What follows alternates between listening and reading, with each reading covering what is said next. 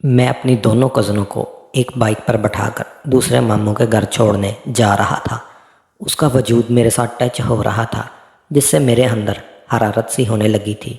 जब मैंने उसको दरवाजे पर उतारा तो उसकी नज़र सीधी मेरी उसी जगह पर गई, तो फ़ौरन से मैंने अपना हाथ आगे रख लिया, मगर फिर भी उसने ऐसे ही तना हुआ देख लिया था, इसलिए मैं उनके सामने अंदर नहीं जा रहा था और फिर मैं वहाँ से चला गया।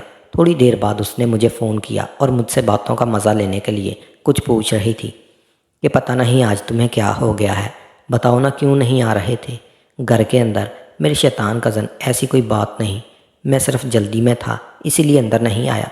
तुमने जाने क्या समझी, बस यही बात थी। अच्छा ठीक है, मगर तुम कल हमें लेने आ रहे हो ना? हाँ, मैंने तुम्हें कल को, तो कल शाम तक आ जाऊँगा। कल फिर हमें पहचानने के बाद उसी तरह हमारे घर भी नहीं आओगे तुम? वो एक शरारती अंदाज से बोली थी। मैं बाइक पर पीछे बैठ जाऊंगी, फिर तो कोई मसला नहीं होगा तुम्हारे साथ।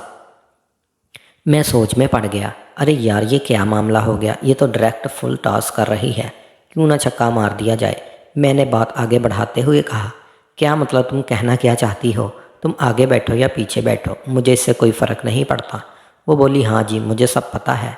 वैसे कज़न जी इस वक्त क्या छुपाया जा रहा था मुझसे? मैंने सोचा जब ये इतना बढ़ रही है तो मैं भी इसकी बोलती बंद करने के लिए कुछ करना ही पड़ेगा। वो तो मेरी एक पर्सनल चीज़ थी। अच्छा हुआ मैंने उसे छुपा लिया, वरना अगर तुम देख लेती तो हो सकता है हफ्ते भर शायद तुम्हें नींद ही ना आती। वो बोलने लगी, और हुआ भी ऐसा ही। तुम्हारे पास जिससे मेरी नींदें उड़ जाएंगी। मैंने कहा, बस कुछ ऐसा ही है, और शुक्र करो कि मैंने छुपा लिया, वरना तुम डर भी सकती थी उसे देखकर। अब मैं इतनी छोटी बच्ची नहीं हूँ जो इतनी सी चीज़ से डर जाऊँ। कज़न जी बस दुआ करो कभी तुम्हें वो चीज़ देखनी ना पड़ जाए, वरना क्या, लगता है अब तो दिखाना ही पड़ेगा। ऐसा तुम्हारे पास है क्या? कज़न जी तो फिर ठीक है, कल मुलाकात होगी। ओके कज़न जी, कल मिलते हैं। नाजरीन, कहानी का फुल मज़ा लेने के लिए कहानी को आखिर तक ज़रूर सुनिएगा। मोबाइल पर ये मेरी पहली बार चैटिंग नहीं हो रही थी, इससे पहले भी होती रही थी, लेकिन सिर्फ कज़न की हैसियत से हाल हवाल पूछ लेना या कोई काम हो तो उसके बारे में। मगर आज जिस टाइप की बातें हो रही थी वो पहली बार थी। उससे बात करने के बाद मेरे ख़यालात भी बदल रहे थे। अब मैं सोच रहा था क्यों ना उसकी बड़ी बहन को बोल दूं कि मुझे तुम्हारी छोटी बहन के साथ मज़े करने हैं, मगर इसके लिए पहले तो मुझे अपनी कज़न को टटोलना होगा कि इसके दिल में क्या है और वो क्या चाहती है। क्या वो इस बात को आगे बढ़ाती है या फिर मुझे तंग कर रही थी? और दूसरी तरफ उसकी बड़ी बहन को भी मज़ीद पका करना था कि कहीं वो अपनी छोटी बहन का नाम सुनकर बना बनाया खेल ही ना बगाड़ दे। इसलिए मैंने मुनासिब समझा कि कुछ दिन इंतज़ार कर लिया जाए, और फिर यही था, क्योंकि गरम गरम खाने से अक्सर जल जाता है। अगले रोज़ 4 बजे के करीब मैं अपने घर से इसकी खाला के घर तरफ रवाना हुआ। जाते वक्त मैंने इन्हें फ़ोन कर दिया था कि वो तैयार हो जाएं, मुझे इंतज़ार ना करना पड़े। जब मैं वहाँ पहुँचा तो वो तैयार ही थी। उनकी खाला ने मुझसे कहा, तुम कल भी जल्दी में चले गए थे, आज तो बैठो कुछ खा पी कर जाना। मैंने बहुत कोशिश की मगर वो ना मानी तो मुझे बैठना पड़ा। खातर मदारत करने के बाद हम रवानगी के लिए तैयार थे। मैंने आज भी शलवार कमीज़ ही पहन रखी थी, मगर आज शलवार के नीचे अपना बंदोबस्त किया हुआ था, इसलिए मैं आज फुल मूड में था और चाहता था कि सारे रास्ता कल से ज़्यादा मज़े करता हुआ जाऊं। तो मैंने उससे कहा, आज भी मेरे पीछे तुम ही बैठोगी? ये बात बोलकर मैं बाहर आ गया। वो दोनों भी बाहर आ चुकी थी।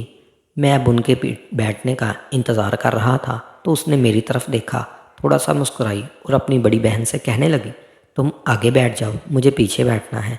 यह कहकर उसने मेरी तरफ देखा और हंसने लगी जैसे मुझे चिढ़ा रही हो, मगर उस वक़्त मेरा गुस्से से बुरा हाल था। मैं तो बहुत कुछ सोच कर आया था। मैंने उसको गुस्से से देखा तो वो अपनी ज़बान निकाल कर मुझे चढ़ाने लगी। मैंने अपने मुंह आगे की तरफ कर लिया और फिर पीछे नहीं देखा।